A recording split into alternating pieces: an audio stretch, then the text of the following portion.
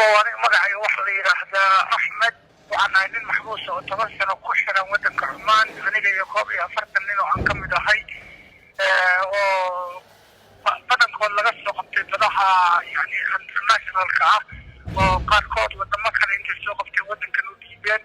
iyo dad 7 qof 8 qof oo dad daroogo wadanka xuduudaha ka soo geliyay ah Soomaaliya ahaan marka la sugayo koob iyo 40 qof oo meesha ku joogna dowladii afraad naway tan hadda farmaajo oo meesha nooga dhacda oo aan inta wax ka codsanayay inay wadanka gargaar noo samayso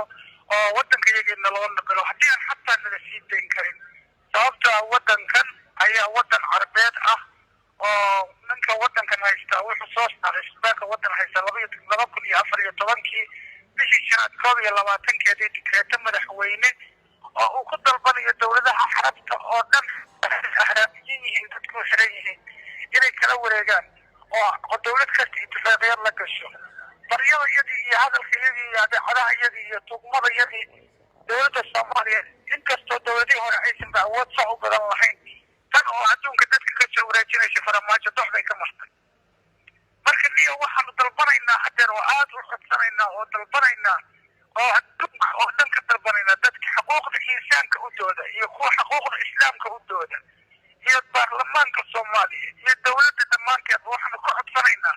meeshan aan ku shirano ciidan naguma haysto in noogu timaado oo naga qaadaan waan hay noo imaada oo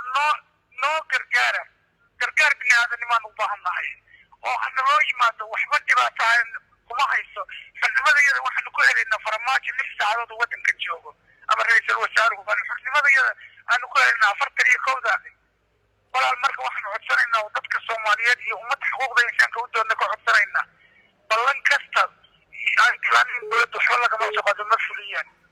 ilaa 10 jeer ayay la doonay dawladaha qowmiyadaha maamulada aan ka soo jeedno oo yaasha aqoonyahanka xeerbeegtiga xataa dumarada iyo carruurta